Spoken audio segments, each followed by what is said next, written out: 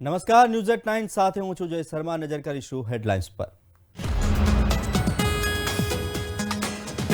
આ વર્ષે અમદાવાદમાં કોરોનાથી પ્રથમ મોત. 82 વર્ષની મહિલાનું થયું મોત. ટીબીની દર્દી મહિલાનું સારવાર દરમિયાન નિપજ્યું મોત.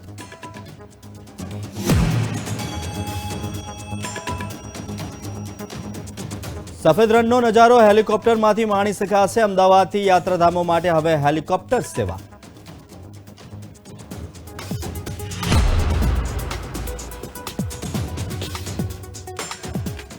આપના સંયોજક કેજરીવાલ અને પંજાબના મુખ્યમંત્રી આવશે ગુજરાતની મુલાકાતે. ચૈતર વસાવાના પરિવારજનોને મળશે.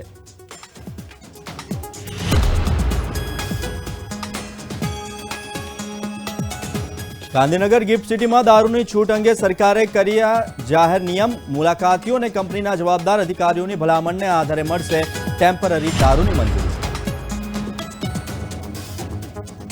અમદાવાદ સિવિલ હોસ્પિટલમાં અંગદાનના સેવાયજ્ઞના 3 વર્ષ પૂર્ણ. 139 અંગદાતાઓના અંગદાનથી 443 અંગો મળ્યા.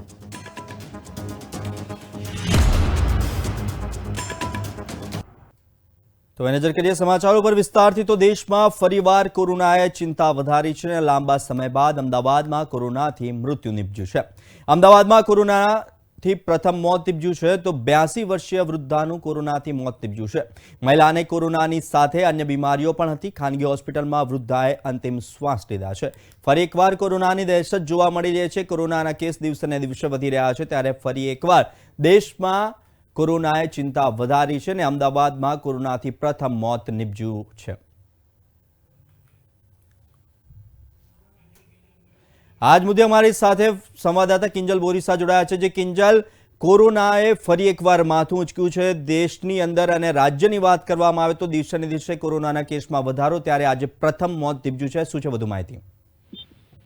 જે ચોક્કસથી અમદાવાદમાં હાલ કોરોનાના 35 કેસ છે અને 35 કેસમાં સૌથી પ્રથમ મોત આજે અમદાવાદમાં થયું છે. ઘણા લાંબા સમય બાદ અમદાવાદ શહેરમાં કોરોના સંક્રમિત દર્દીનું મૃત્યુ થયું હોય તેવું બન્યું છે.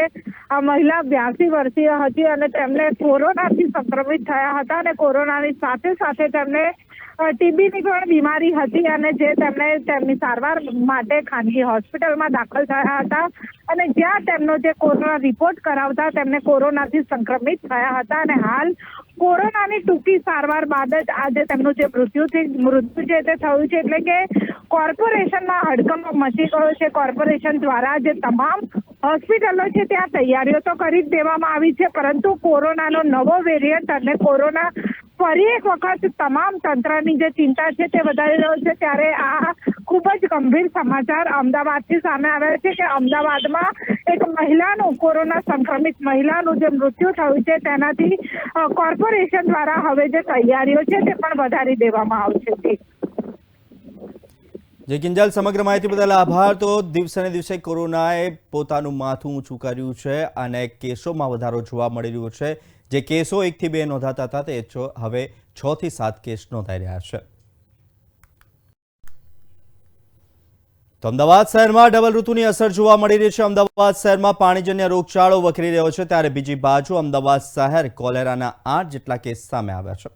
રાજ્યમાં હાલ ઠંડી અને વરસાદી વાતાવરણ જોવા મળી રહ્યું છે, જેના કારણે અમદાવાદ શહેરમાં વાયરલ ઇન્ફેક્શન કેસમાં વધારો જોવા મળી રહ્યો છે. શહેરમાં પાણીજન્ય પણ રોગચાળો સામે આવ્યો છે. તો પાણીજન્ય રોગચાળાના કેસ ચાલુ માસમાં ઝાડા ઉલટીના 374, ટાઇફોઇડના 283 અને કોલેરાનો 8 કેસ નોંધાયા છે.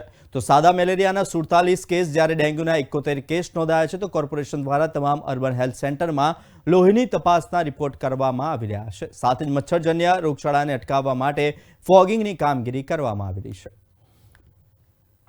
કોર્પોરેશન વિસ્તારમાં મચ્છરજન્ય કેસીસ બાબતે સાદા મલેરિયાના ચાલુ માસ દરમિયાન 47 કેસીસ, ડેન્ગ્યુના ચાલુ માસ દરમિયાન 71 કેસીસ રિપોર્ટ થયેલા છે. હાલમાં મુખ્યત્વે જે ન્યુસન્સ મોસ્કીટો છે તેની કમ્પ્લેન પ્રજાજનો દ્વારા આવતી હોય છે, જે લોકો 155303 નંબર પર ડાયલ કરે છે અને કોર્પોરેશન દ્વારા આ વિસ્તારમાં હાલમાં ફોગિંગની કામગીરી કરવામાં આવે છે.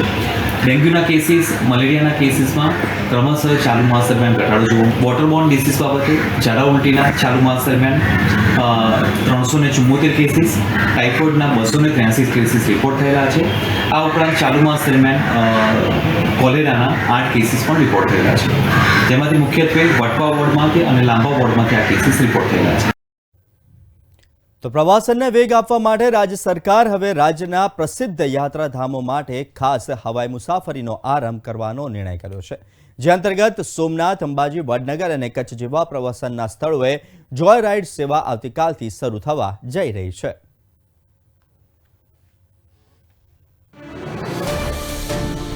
યાત્રાધામના હવે દર્શન હેલિકોપ્ટરથી કરી શકાશે. હેલિકોપ્ટર જોય રાઇડનો 27 ડિસેમ્બરથી શુભારંભ થવા જઈ રહ્યો છે, જેમાં અંબાજી માત્ર ને માત્ર તમે 40 મિનિટમાં પહોંચી શકશો, તો શ્રીનાથજી પહોંચવા માટે 1.5 કલાકનો સમય લાગશે અને 1.25 કલાકમાં જ અમદાવાદથી પાલીતાણાની યાત્રા પણ થઈ શકશે. તો હેલિકોપ્ટર જોય રાઇડ અને કચ્છ રણોત્સવમાં માણી શકાશે હેલિકોપ્ટરની મજા. હવે ધોરડોથી માત્ર 8 જ મિનિટમાં સફેદ રણ પણ જઈ શકાશે. અમદાવાદથી સોમનાથનું અંતર હવે માત્ર 1.5 કલાકમાં જ પૂરું થશે અને અમદાવાદથી સાળંગપુર 50 મિનિટમાં પહોંચી જવાશે. યાત્રાધામના હવે દર્શન હેલિકોપ્ટરની મદદથી વહેલી તકે થઈ શકશે અને આપનો ખૂબ જ સમય બચી શકશે. તો વાત કરીએ સ્ટેચ્યુ ઓફ યુનિટી, તો સ્ટેચ્યુ ઓફ યુનિટી માટે માત્ર 1 કલાકમાં તમે અમદાવાદથી સ્ટેચ્યુ ઓફ યુનિટી પહોંચી શકશો અને વડનગર 30 મિનિટમાં. અને વાત કરીએ 0 પોઈન્ટ નડાબેટ બોર્ડરની, તો નડાબેટ બોર્ડર પર 55 મિનિટમાં પહોંચી શકાશે.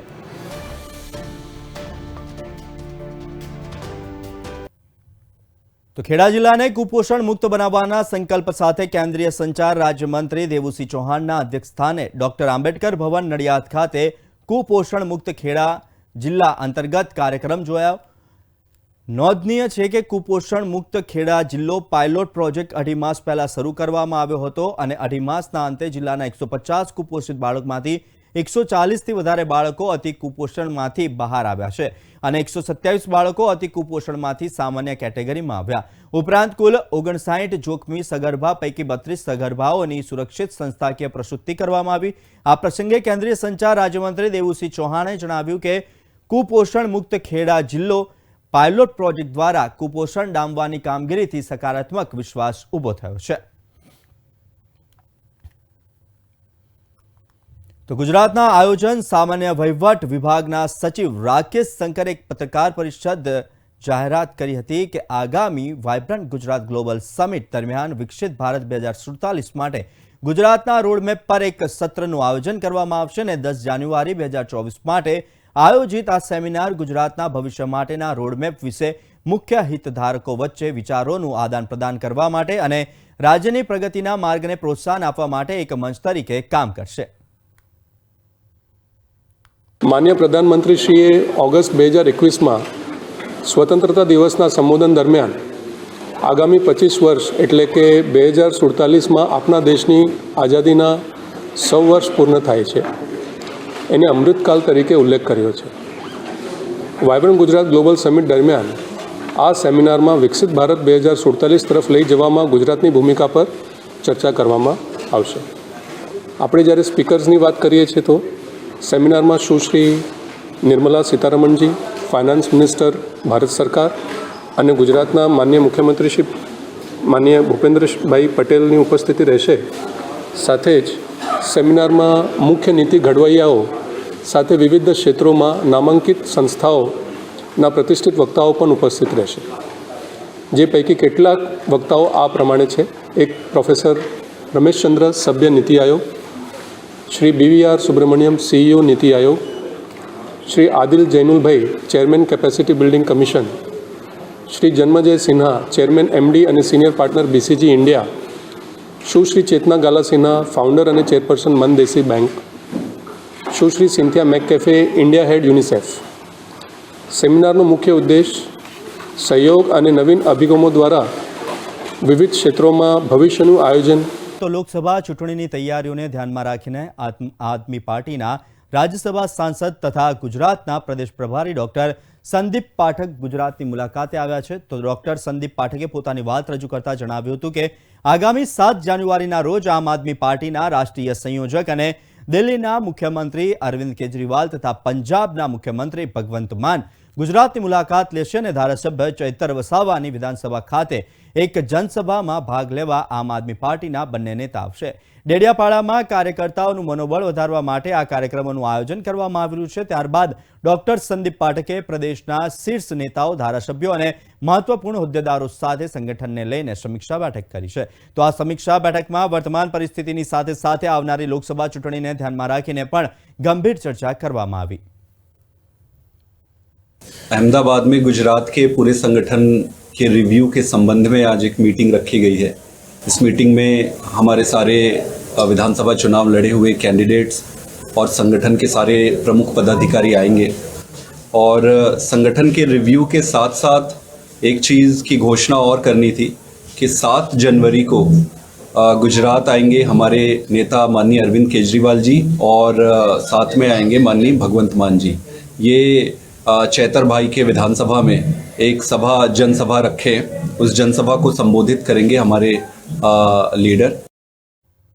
तो क्रिसमसની ઉજવણી તેમજ રજાના માહોલના કારણે અમદાવાદ એરપોર્ટ પર પેસેન્જરમાં વધારો જોવા મળી રહ્યો છે। નવા વર્ષની ઉજવણી માટે એરપોર્ટ પર પેસેન્જર ટ્રાફિક જામની સ્થિતિ સર્જાઈ છે અને આ પરિસ્થિતિને પહોંચી વળવા માટે ડોમેસ્ટિક ટર્મિનલમાં તેમજ નવા સિક્યુરિટી ચેક એરિયા, 50%થી વધુ જગ્યા ઉમેરવા, બેસવાની ક્ષમતામાં વધારો અને એક્સરે મશીનો અને મેટલ ડિટેક્ટર પણ ઉમેરાયા છે। તો આ સાથે જ પિકઅપ એન્ડ ડ્રોપ પાર્કિંગ જગ્યામાં વધારો કરી 6 લેન કરવામાં આવી છે।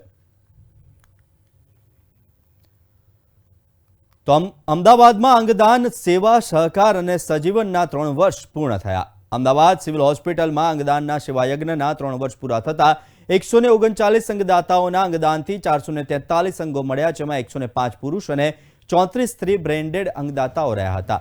244 કિડની, 119 લીવર, 39 હૃદય, 9 સ્વાદુપિંડ, 24 ફેફસા અને 6 હાથ અને 2 નાના આંતરડાનું દાન મળ્યું અને 15 થી 40 વર્ષના 81 બ્રેન્ડેડ, 40 થી 60 વર્ષના 47 તેમજ 11 જેટલા વયોવૃદ્ધ બ્રેન્ડેડ અંગદાતાઓનું દાન મળ્યું છે। તો અમદાવાદ સિવિલ હોસ્પિટલના અંગદાનના સેવા કાર્યની નોંધ રાજ્ય ઉપરાંત સમગ્ર દેશમાં પણ લેવામાં આવી અને અનેક વખત બહુમાન પણ થયું।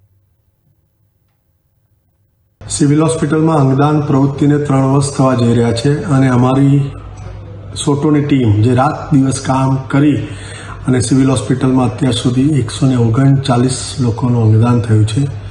એમ જોવા જઈએ તો 169 વ્યક્તિઓને બ્રેન્ડેડ ડિક્લેર કરાયા છે, જેના થકી 139 લોકોએ અંગોનું દાન કરવાની, એના પરિવારે અંગોના દાન કરવાની સ્વૈચ્છિક સંમતિ આપી હતી અને એમના થકી સિવિલ હોસ્પિટલને 443 અંગો દાનમાં મળ્યા, જેને 426 લોકોને નવજીવન આપ્યું। આમાં જોઈશું તો પુરુષોએ સૌથી વધારે અંગદાન કર્યું છે કે 105 પુરુષ અને 34 મહિલાઓએ અંગદાન કર્યું છે। મેક્સિમમ અમદાવાદ જિલ્લામાંથી 54 વ્યક્તિઓનું અંગદાન થયું છે અને જો ઉંમર જોવા જઈશું તો 15 થી 40 વર્ષની ઉંમરના 81 લોકોએ અંગદાન કર્યું છે। તો રાજ્ય સરકાર દ્વારા ગિફ્ટ સિટીમાં લીકર પરમિશનને લઈને ગાઈડલાઈન જાહેર કરવામાં આવી, જે મુજબ માત્ર અધિકૃત કામ કરતા કર્મચારીઓને જ દારૂની છૂટ અપાય છે અને બહારથી આવતા મુલાકાતીઓએ દારૂ માટે અધિકૃત સરકારી પ્રતિનિધિ પાસેથી મંજૂરી લેવાની રહેશે। વિઝિટર પરમિટ ધારકો ગિફ્ટ સિટીમાં દારૂનું સેવન નહીં કરી શકે। ટુરિસ્ટ પરમિટ ધારકો પણ ગિફ્ટ સિટીમાં દારૂનું સેવન નહીં કરી શકે। આ તરફ ગિફ્ટ સિટીના કર્મીઓને અધિકૃત અધિકારી જ પરમિટ આપી શકશે તેવું નક્કી કરવામાં આવ્યું છે અને આ સાથે જ કંપનીના HR હેડ જવાબદાર અધિકારીની ભલામણને આધારે મંજૂરી મળશે। મુલાકાતીઓ સાથે સંબંધિત કંપનીના લીકર એક્સેસ પરમિટ ધારક કર્મી રહેશે અને લાયસન્સ હેઠળ અધિકૃત કરેલા વિસ્તારમાં જ લીકરનું સેવન કરી શકાશે। લાયસન્સના સ્થળ સિવાય અન્ય કોઈ જગ્યાએ દારૂ નહીં વેચી શકાય। તો અમદાવાદમાં ગુજરાત વિદ્યાસભાના 175માં વિદ્યા જ્ઞાન પર્વને સંબોધતા મુખ્યમંત્રીએ જણાવ્યું હતું કે આઝાદીના અમૃત મહોત્સવ પર્વે વડાપ્રધાને આપેલા પંચપ્રણ પૈકી એક વારસાનું જતન ગુજરાત વિદ્યાસભા કરી રહી છે।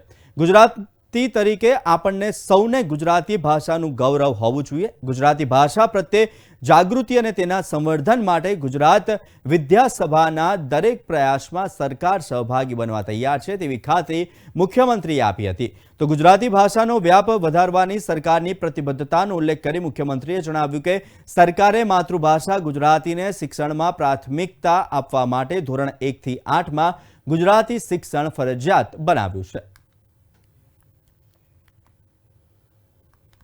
તો વર્તમાન સમયમાં ભૂલાતી જતી ભારતીય સંસ્કૃતિને જીવંત કરવા માટે ડીસામાં કલ્ચરલ ફેશન શોનું આયોજન કરવામાં આવ્યું હતું, ને જેમાં 100થી વધુ બાળકોએ તેમના માતા પિતા સાથે ભારતના 28 રાજ્યોના અલગ અલગ પોશાક પહેરીને રેમ્પ પર વોક કરીને ભારતની વિવિધતામાં એકતા દર્શાવી સંસ્કૃતિના દર્શન કરાવ્યા હતા। સામાન્ય રીતે ફેશન શોમાં વેસ્ટર્ન કલ્ચરને લગતા પોશાકો પહેરીને મોડેલ દ્વારા રેમ્પ પર કેટવોક કરવામાં આવતું હોય છે, પરંતુ બનાસકાંઠા જિલ્લાના ડીસામાં અલગ જ પ્રકારના ફેશન શોનું આયોજન કરવામાં આવ્યું હતું। આ ફેશન શોનું નામ કલ્ચરલ ફેશન શો હતું અને તેનો હેતુ નવી પેઢી ભારતીય સંસ્કૃતિથી પરિચિત થાય તેવો હતો। ડીસા ખાતે યોજાયેલા આ કલ્ચરલ ફેશન શોમાં 100 કરતાં વધારે બાળકોએ તેમના માતા પિતા સાથે ઉત્સાહથી ભાગ લીધો હતો અને દેશના 28 રાજ્યોની ઓળખ સમાન પોશાક પહેરીને રેમ્પ પર વોક કર્યું હતું। ડીસા ખાતે યોજાયેલા આ કલ્ચરલ ફેશન શોને નિહાળવા માટે વિશાળ સંખ્યામાં લોકો પણ ઉમટી પડ્યા હતા। પ્રથમ વખત ભારતીય સંસ્કૃતિને ઉજાગર કરતા આ કલ્ચરલ ફેશન શોમાં ભાગ લેવા આવેલા બાળકો પણ ભારતીય સંસ્કૃતિથી પરિચિત થયા બાદ ઉત્સાહિત થયા હતા। એક કિડ્સ ઝોન સ્ટીમ તરફથી કલ્ચર ફેશન શો રાખેલો છે। અલગ અલગ સ્ટેટ્સ, કોઈને ખબર નથી કે કયા સ્ટેટ્સ છે, જેમ કે હવે મણિપુરમ છે તો ઘણાની મધર્સ, ઘણા છોકરાઓ પૂછતા હોય મણિપુરમ શું છે, તો એ મણિપુરમને આપણે બધા ઓલ 28 સ્ટેટને આપણે સ્ટેજ પર લાવવાના છે। આજ રોજ કિડ ઝોન સ્ટ્રીમ સ્કૂલ દ્વારા ભારત દેશ પશ્ચિમી સંસ્કૃતિ તરફ જઈ રહ્યો છે, ત્યારે ભારત દેશને પોતાની સંસ્કૃતિ તરફ ઉજાગર કરવા માટે બહુ જ સરસ પ્રયાસ થઈ રહ્યો છે। એવું નહીં કે બાળકો જ, પરંતુ એમના મમ્મી, દાદા, બા, નાના, નાની દરેકને આગળ આવવા માટે પ્રોત્સાહિત કરવા માટે બહુ જ સરસ પ્રયત્ન થયો। સામાન્ય રીતે ફેશન શોનું નામ પડે ત્યારે લોકો પરિવાર સાથે જોવા જવાનું ટાળતા હોય છે, પરંતુ ડીસામાં જ જે ફેશન શો યોજાયો હતો તેનો હેતુ જ પરિવાર સાથે આવવાનો હતો અને તેમાં પણ બાળકો માટે તો ખાસ તેનું આયોજન કરવામાં આવ્યું હતું। આજકાલના બાળકો ભારતીય સંસ્કૃતિને ભૂલી રહ્યા છે, ત્યારે બાળકો સમૃદ્ધ ભારતીય સંસ્કૃતિથી પરિચિત થાય તેવો આ કલ્ચરલ ફેશન શોમાં પ્રયાસ કરવામાં આવ્યો। આજના સમયની અંદર ભારતમાં આપણા બાળકો કલ્ચરને ભૂલી રહ્યા છે, એટલે ભારતીય સંસ્કૃતિને ભૂલી રહ્યા છે। આજે કિડ્સ ઝોન સ્ટેમ સ્કૂલ દ્વારા અમે આ એક પ્રયાસ કર્યો છે, જે બાળકોને આપણા કલ્ચર એટલે ભારતીય સંસ્કૃતિ શું છે એના વિશે અહીંયા નોલેજ મળી રહ્યું। નાના નાના ભૂલકાઓથી માંડીને ઉંમરલાયક દાદા દાદી, નાના નાની સર્વે અહીંયા ભાગ લીધો છે। કલ્ચર ફેશન શોમાં નાના નાના ભૂલકાઓ અને મોટાઓ પણ ભાગ લીધો છે અને કલ્ચર ફેશન શોનો આ હેતુથી સાંસ્કૃતિક પ્રોગ્રામ અમારે લોકોને રાખવામાં આવ્યો હતો। ડીસા ખાતે યોજાયેલા કલ્ચરલ ફેશન શોમાં ભાગ લેવા આવેલા બાળકો ભાગ લીધા બાદ ખૂબ જ ઉત્સાહિત જોવા મળ્યા હતા। તે જોતા એવું લાગી રહ્યું છે કે આવનારી પેઢીને જો ભારતીય સંસ્કૃતિ વિશે સમજણ આપવાનો પ્રયાસ કરવામાં આવે તો આ બાળકો ભારતની સમૃદ્ધ સંસ્કૃતિથી પરિચિત થઈ શકે તેમ છે। કેમેરામેન રતન સોલંકી સાથે હરેશ ઠાકોર, પ્રવેગ ટીવી, બનાસકાંઠા। ખાસ રિપોર્ટ ગિફ્ટ સિટી પર, જે અજોડ ઇન્ફ્રાસ્ટ્રક્ચર સાથે ન માત્ર ગુજરાતના પરંતુ ભારતના આર્થિક વિકાસ માટે એક અગત્યનું સ્થળ બની ગયું છે।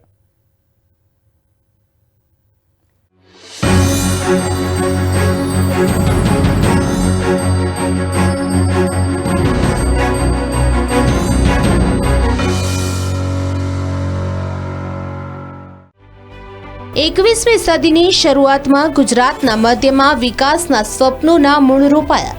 ભારતને વૈશ્વિક નાણાકીય કેન્દ્રમાં બદલવા માટે ગાંધીનગરમાં ગિફ્ટ સિટી એટલે કે ગુજરાત ઇન્ટરનેશનલ ફાઇનાન્સ ટેક સિટીની સ્થાપના કરવામાં આવી। 886 એકરમાં ફેલાયેલી ગિફ્ટ સિટી આંતરરાષ્ટ્રીય બેન્કિંગ, વીમા અને મૂડી બજાર માટે વૈશ્વિક કક્ષાનું ઇન્ફ્રાસ્ટ્રક્ચર ધરાવતું ભારતનું પ્રથમ ઓપરેશનલ સ્માર્ટ સિટી છે, જે 10,000 કર્મચારીઓની ક્ષમતા સાથે $1.57 અબજ રોકાણ ધરાવે છે। મુખ્યમંત્રી ભૂપેન્દ્ર પટેલે ગિફ્ટ સિટીની સફળતાનો શ્રેય વડાપ્રધાન નરેન્દ્ર મોદીની दूरंदेशी नेतृत्व ने आप्यो છે। गिफ्ट सिटी जो कि हमारे प्रधानमंत्री जी का एक ड्रीम प्रोजेक्ट है, आज यह इंटरनेशनल फाइनेंशियल सेवाओं के लिए हब बनने की ओर बहुत तेजी से आगे बढ़ रहा है। गिफ्ट सिटी प्रधानमंत्री श्री नरेंद्र भाई मोदी जी द्वारा गुजरात को दी गई अनमोल भेंट है। વડાપ્રધાન નરેન્દ્ર મોદીએ તાજેતરના એક ભાષણમાં ભારતના વિકાસ માટે ગિફ્ટ સિટીને શું ફાળો છે તે જણાવ્યું હતું। गिफ्ट सिटी कॉमर्स और टेक्नोलॉजी के हब के रूप में अपनी मजबूत पहचान बना रहा है। गिफ्ट सिटी वेल्थ और विजडम दोनों को सेलिब्रेट करता है। Gift city 55 billion US$ bond સાથે પહેલેથી જ IFSC એક્સચેન્જમાં લિસ્ટેડ છે। વધુ કંપની અને રોકાણકારોને આકર્ષવા માટે તે 15 વર્ષમાંથી સળંગ 10 વર્ષ માટે 100% કરમુક્તિ સહિતના ટેક્સ લાભો આપી રહ્યું છે।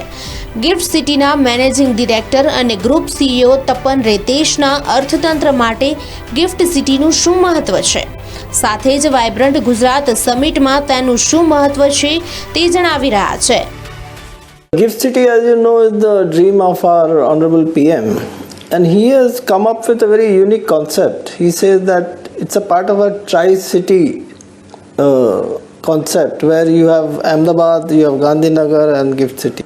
We have been seeing that in all our road shows for Vibrant. Gift City represents the future of not only Gujarat, for India as a whole.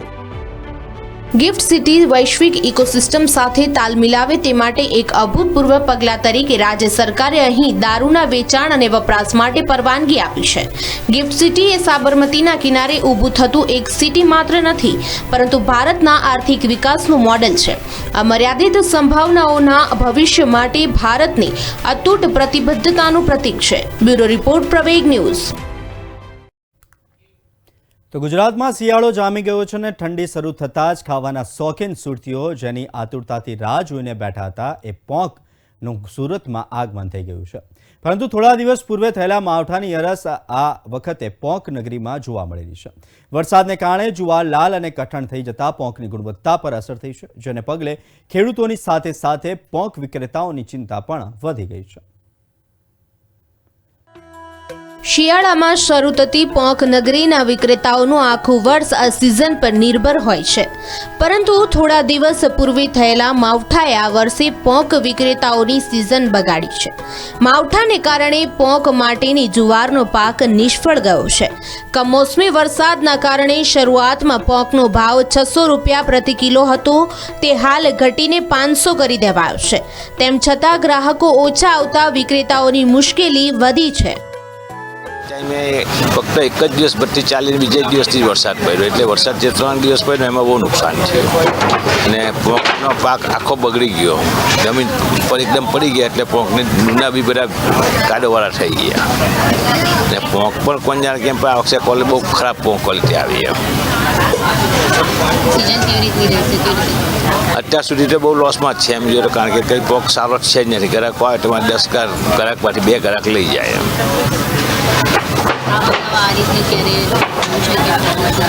પોંકમાં વરસાદ તો ઘણી વાર પડે, પણ આટલો બધો વરસાદ જોરમાં નહીં પડે, પહેલાં પોંક બગડી જાય એ પહેલી વાર સાંભળું આવ્યું।